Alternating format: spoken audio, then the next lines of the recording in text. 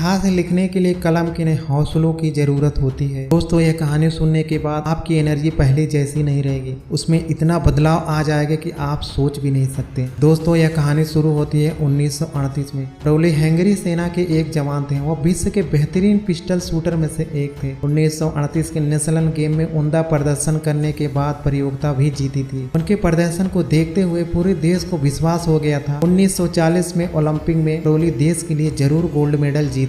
लेकिन कहते हैं ना, किस्मत में जो लिखा होता है उसे कौन बदल सकता है। ऐसा ही हुआ करौली के साथ। 1938 में नेशनल गेम के तुरंत बाद एक दिन आर्मी कैंप में करौली के सीधे हाथ में ग्रेनेड फट जाता है। इसे करौली ने शूटिंग के लिए बचपन से ट्रेंड किया था। हाथ हमेशा के लिए उसके शरीर से अलग हो जाता है। इस घटना से पूरा हंगरी गम में डूब गया और उसका ओलंपिक में गोल्ड मेडल जीतने का सपना खत्म हो गया। लेकिन करौली के लिए आखिरी मुकाबला नहीं था। उसने हार नहीं मानी। अर्जुन की तरह अपने लक्ष्य के अलावा कुछ और नजर नहीं आ रहा था, इसलिए उसने बिना किसी को बताए अपने लेफ्ट हैंड के शूटिंग के लिए प्रैक्टिस शुरू कर दी। इसके लगभग एक साल बाद 1939 में नेशनल गेम में वह लोगों को सामने आकर सबको आश्चर्य में डाल देता है। शुरू में प्रतिभागी उसका इस तरह से मजाक बनाते हैं। करौली उनका हौसला बढ़ाने के लिए आया है, लेकिन जब पता चलता है वह प्रतियोगिता में हिस्सा लेने आया है और उसे गेम में भाग लेने की इजाजत मिल चुकी है, तो सब हैरत में पड़ जाते हैं। करौली ने पिस्टल शूटिंग में भाग लिया और गोल्ड मेडल भी जीत लेता है। करौली द्वारा गोल्ड मेडल निशाने पर लगाने के बाद लोग अचंभित रह जाते। आखिर ऐसा कैसे हो सकता है? जिस हाथ से वह एक साल पहले लिख भी नहीं सकता था, उसको इतना ट्रेंड कैसे कर लिया कि वह गोल्ड मेडल भी जीत गया। पूरे हंगरी को फिर विश्वास हो गया कि 1940 में पिस्टल का शूटिंग का गोल्ड मेडल करौली ही जीतेगा। हर वक्त ने करौली के साथ एक और खेल खेला। 1944 में ओलंपिक वर्ल्ड वार के कारण रद्द हो गया, लेकिन करौली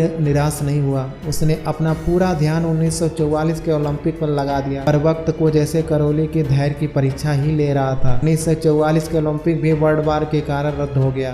एक बार फिर हंगरी वासियों को ओलंपिक में गोल्ड मेडल जीतने का विश्वास डगमगाने लगा, क्योंकि करौली की उम्र बढ़ती जा रही थी। परंतु करौली को सिर्फ एक ही लक्ष्य था, पिस्टल में ओलंपिक में गोल्ड मेडल जीतना। इसलिए उसने शूटिंग निरंतर अभ्यास जारी रखा। आखिर 1948 में ओलंपिक आयोजित हुआ और करौली ने उसमें हिस्सा लिया और अपने देश मेडल के लिए पिस्टल का गोल्ड मेडल जीता। पूरा देश खुशी से झूम उठा, क्योंकि करौली ने वह कर दिखाया जो उस उम्र के किसी भी खिलाड़ी के लिए असंभव था। पर करौली यही नहीं रुका। उसने 1952 में ओलंपिक में भी भाग लिया और वहां भी गोल्ड मेडल जीता और इतिहास रच दिया। करौली ने उस पिस्टल इवेंट में लगातार 2 गोल्ड मेडल जीतने वाला पहला खिलाड़ी बन गया। दोस्तों इस कहानी से हमें यह सीख मिलती है, आपको अपने लक्ष्य को बदलना नहीं है, चाहे कितने भी टाइम क्यों ना लगे। आपका लक्ष्य चाहे कितना भी बड़ा क्यों ना हो, अगर आप उसे पूरी शिद्दत के साथ पाना चाहते हैं तो आप एक दिन जरूर सफल हो जाएंगे। मेरा आपके सपने को सलाम।